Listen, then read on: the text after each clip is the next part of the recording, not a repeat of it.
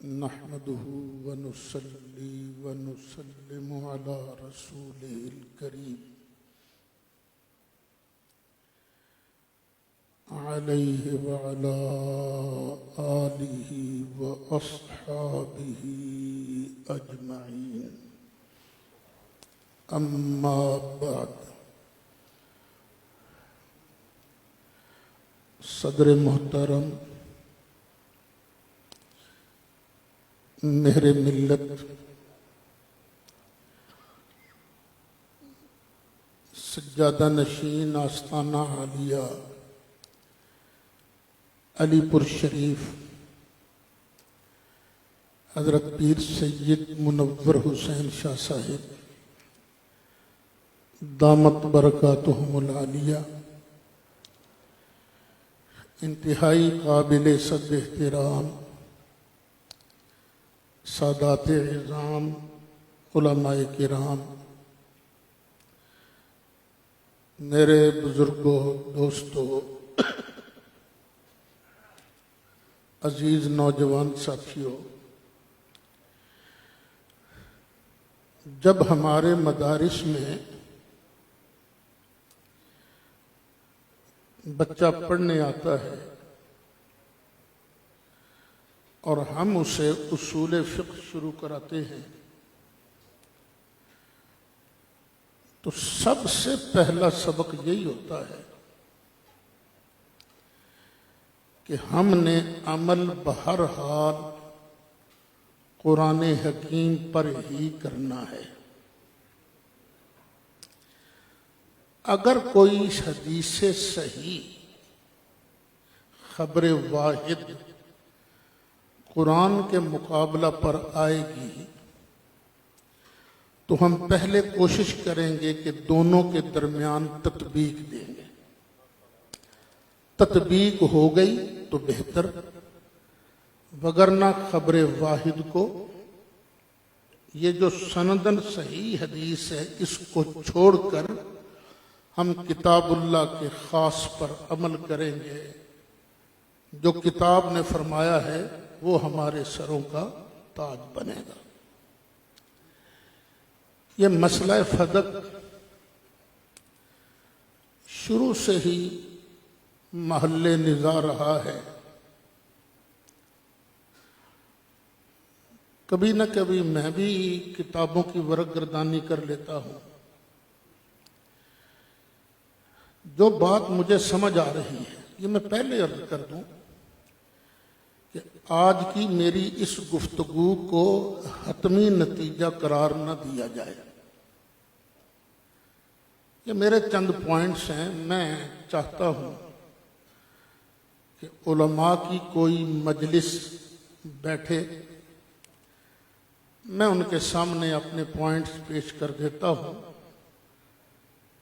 پھر ظاہر ہے یہ بھی شریعت سے نابلد تو نہیں ہے، اہل علم، ان کو بھی قرآن کا بھی پاس ہے، فرمان رسول کا بھی پاس ہے، تو جو فیصلہ کریں گے وہ مجھے قبول ہوگا۔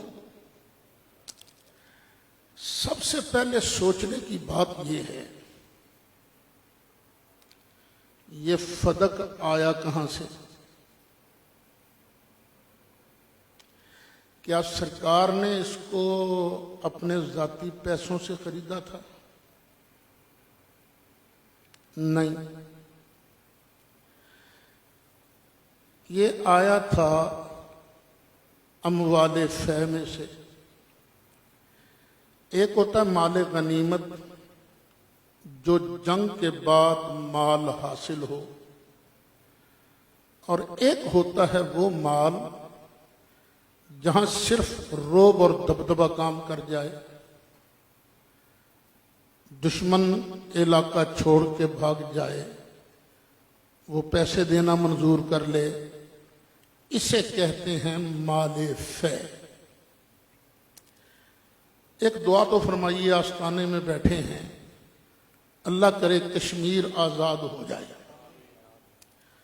انڈیا ہمارے ایٹم بم سے ڈر کر خود ہی کشمیر کو چھوڑ کے چلا جائے۔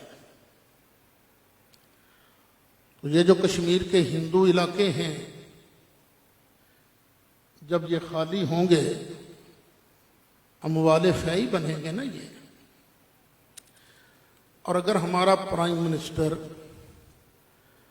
کوئی اچھا سا باغ اپنے نام لگوا لے تو آپ کا کیا خیال ہوگا؟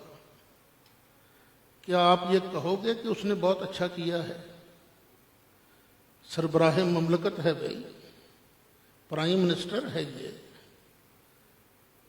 یہ جو ایگزیکٹو ہے اس کا چیئرمین ہے، اس کو حق پہنچتا ہے یہ اپنے نام لگوا لے. آپ کہیں گے آپ کہیں گے نہیں، بہت برا کیا ہے اس نے، یہ پبلک پراپرٹی تھی، اس نے اپنے نام کیسے لگوا لی؟ اور آگے سے وہ یہ کہے بالفرض کہ بھئی یہ تو سنت رسول ہے، مال فے کو اپنے ذاتی نام لگوانا یہ تو نبی پاک کی سنت ہے. فدق نہیں آپ بیان کرتے؟ نبی پاک کا مال تھا، وراثت مانگی گئی تھی. تو اس وقت آپ کا جواب کیا ہوگا؟ کیا جواب ہوگا؟ نبی کریم علیہ السلام کیا بدماش حکمرانوں کو لوٹ مار کی سند دینے آئے تھے؟ نہیں، میرے آقا نے تو انتظام ایسا فرمایا تھا کہ عدل بھی پکار اٹھے کہ ہاں اسے عدل کہتے ہیں، اسے عدل کہتے ہیں. اچھا، اگر وہ اپنے کسی بیٹے کے نام یہ اچھا سا باغ لگا دے تو پھر بھی آپ نے یہی کہنا اس کو کس نے حق دیا تھا؟ اگر وہ آگے سے کہے نہیں جی نبی کریم علیہ السلام نے تو فدق سیدہ طیبہ طاہرہ حضرت فاطمہ زہرا کو دے دیا تھا، ہبہ کر دیا تھا، تو پھر آپ کا جواب کیا ہوگا؟ یہ ساری باتیں سوچنے والی ہیں. دیکھیے اس کہانی میں جھول کتنے ہیں. اگر سرکار کی ذاتی ملکیت تھا پھر ہبہ نہیں تھا، اگر ہبہ ہو چکا تھا تو سرکار کی ملکیت میں ہی نہیں رہا تھا. ارے اعتراض کرنے والے ہو، بولی تو ایک بولو نا، بولی تو ایک بولو. نبی کریم علیہ السلام سے بڑھ کے کوئی عادل نہیں آیا. اتنا فرمایا لَقَدْ كَانَ لَكُمْ فِي رَسُولِ اللَّهِ أُسْوَةٌ حَسَنَةٌ. اب بات لمبی نہ ہو جائے، مجھے نہیں بتایا نہیں گیا کتنے منٹ تو نے بات کرنی ہے. یہ کہا جاتا ہے جی ابو بکر صدیق ظالم تھے، انہوں نے سیدہ کا حق نہیں دیا. تو بھئی اس مسئلے میں بھی تسی جدوں آکھو گے نا ہتھ لا دو گے اسی اتھے ہی بس. کہا یہ جاتا ہے کہ جی ابو بکر صدیق نے ظلم کیا، حق نہیں دیا. اگر ابو بکر صدیق ظالم تھے تو الزام کس پر آتا ہے؟ قرآن نے نبی کریم علیہ السلام کی شان بیان کرتے ہوئے فرمایا هُوَ الَّذِي بَعَثَ فِي الْأُمِّيِّينَ رَسُولًا مِّنْهُمْ يَتْلُو عَلَيْهِمْ آيَاتِهِ وَيُزَكِّيهِمْ. یہ میرا مصطفیٰ صلی اللہ علیہ وسلم دلوں کے کوڑ، یہ میل کچیل، یہ بغض، یہ حسد، یہ کینہ، یہ مال کی محبت، جاہ کی محبت، یہ سب نکال کر دلوں کو صاف ستھرا کرنے کے لیے تشریف لائے ہیں. یہ سرکار کی شان ہے. اب اگر یہ کہا جائے کہ ابو بکر صدیق نے مال غصب کر لیا تھا جس طرح کہ رافضی کہتے ہیں، پھر اعتراض تو سرکار پر آیا نا. اور تمہارے نبی نے مویاں دا سر تزکیہ کرنا سی، تم نے خام خواہ کہانیاں گھڑی ہوئی ہیں. تم کہتے جو پاک کرنے آئے تھے. سب سے قریبی لوگ کون کون تھے؟ سب سے قریبی اولاد میں سیدہ طیبہ طاہرہ حضرت فاطمہ زہرا سے بڑھ کر کوئی قریبی نہیں تھا. بیٹیاں 4 ہیں، چاروں شان والی ہیں. चारों अजमत वाली हैं, चारों जन्नती हैं। लेकिन आप तो जानते हैं ना, बाप एक ही होता है लेकिन औलाद का दर्जा मर्तबा बराबर तो नहीं होता ना। याकूब अलैहिस्सलाम के बेटे 12 थे, लेकिन जो मर्तबा यूसुफ अलैहिस्सलाम को मिला वो किसी और को तो नहीं ना।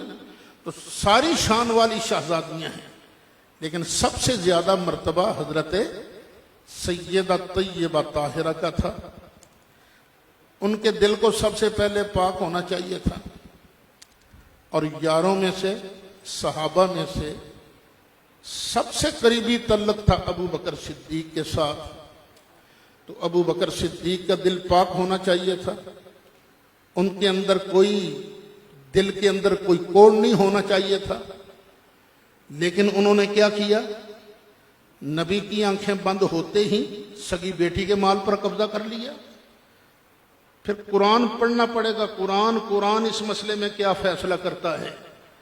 ये कहानियां, ये रिवायतें जिनका जोड़ भी नहीं मिलता, एक एक मसले पर कई कई मौक़िफ़ हैं, हम उनको लेकर इन पाक हस्तियों पर एतबार करेंगे या कुरान से फैसला कराएंगे कुरान क्या फैसला करता है।